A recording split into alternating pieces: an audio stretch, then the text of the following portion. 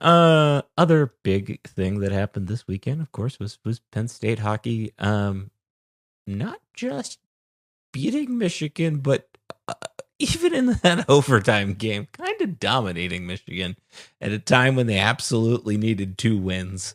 Um, in continuing what is now a long-standing, at least 5 episode streak of us talking about Penn State hockey because they're worthy of it. I think the JJ Weebush goal. First off, my reaction to that prompted my wife to make sure that I was okay, even just because I was stunned to see it happen on a hat trick, to see it happen in overtime, to see it happen in Yost, which is just incredible stuff. I really think that's. I was trying to think about the best goals in program history, and that's up there for me. I think there was the one in the Big Ten tournament. Not there was a pretty big one in the one Big Ten tournament that they won, and then of course the Zach Czar goal as well, the first ever Big Ten tournament game ever, I believe. I think that was impressive, and I think for them to kind of play Guy Gadowski's style of hockey, like that was like, what if you were like, explain to me what Guy Gadowski's style of hockey is, I would show them game 2 because that's exactly what I watched in that effort. And I think that was just a massive weekend and maybe a massive exorcism of some demons, if you will, just because they've been haunted at Yost. I think the expectation I think you have to I think it's reasonable to have an expectation that they should reach the Big Ten finals or they can reach the Big Ten finals. And I think they should or can win it as well with how they're playing, how confident they look. I don't know that I've ever seen a Guy Gadowski team come together as a true team from top to bottom, goaltender to top forward and Aiden Fink, the way we've seen this team come together. One of the most impressive weekends for Penn State hockey ever. And then we can briefly talk about the women's team as well, going to their NCAA tournament game on Thursday night. Yeah, and I thought your piece about from the goal and then talking about the men's program and the women's program is great reading. So if you haven't read it yet and you're here and listen to us, go back and read that. For the men, Coach Godowski is, I don't know, like a romantic about hockey in some ways, right? He believes that the group will be better than the best star players, and if we're all playing for each other, and that's happening right now. Like it is.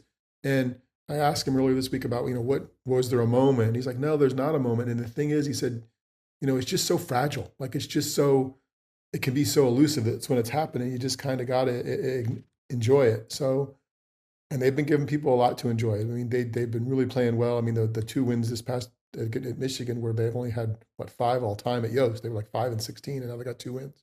Then they go to Ohio State. They can beat Ohio State out there. They lost the first 2 games to them this season, but they got a win and a tie in the second 2. So yeah, and I think they have a 98% chance to be in the tournament at this point, which feels like they're almost in. Although he didn't. He was like, well, just remember, a couple seasons ago, Minnesota was like 100% in. It's then true. they come to our place and we sweep them at the end of the season, and then we sweep them in the playoffs, and they don't even make the tournament.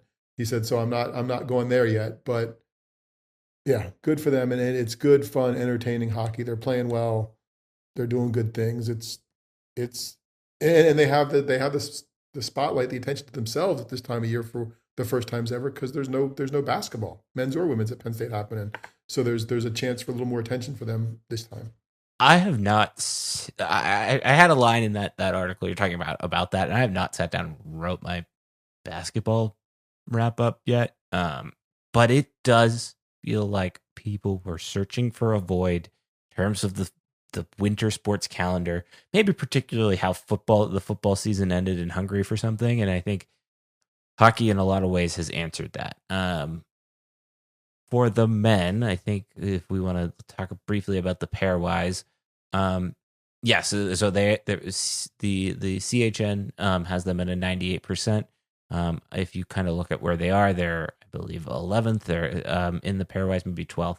But all of the teams that would would necessarily like steal a bid for them are behind them, which is where you want to be. You don't want to necessarily be in the mix with them in any shape or fashion. I think what you're collectively rooting for, if you would like to book your tickets to Allentown, is either A, for Penn State to win the Big Ten championship, which I think is a reasonable expectation or a reasonable thing that could happen now.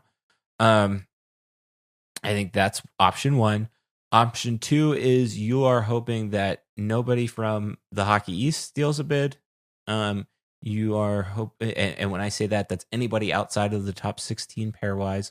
That would kind of be one shot that would push them out. And then the other one that is like the absolute chaos theory, you are actually hoping that Notre Dame does not steal a bid, who is the 7th team in the Big Ten. But they, basically, as long as either of those two things don't happen, they're in. And I think even with a loss against Ohio State, they should be fine because of how close those two teams are in the pairwise as well. I'm interested to see if Penn State beats Ohio State, do they jump Ohio State? Because it probably is pretty tight just based off of all of the varying factors that go into that. That would be this week's pairwise minute, I guess. There you go. Well done. Thank you. And yeah, man, if Notre Dame somehow gets together and plays for their coach, that could be interesting. Yeah, and that was. But they didn't during the regular season. It feels, I don't know. Maybe we'll see. Maybe this past weekend was the thing, but who knows? And maybe Minnesota was just deflated that they had to, like maybe that Penn State series took a lot out of Minnesota, and they were deflated that they had to kind of play hockey again when they thought they were getting a bye and only having to play at most 2 more games until the NCAA tournament.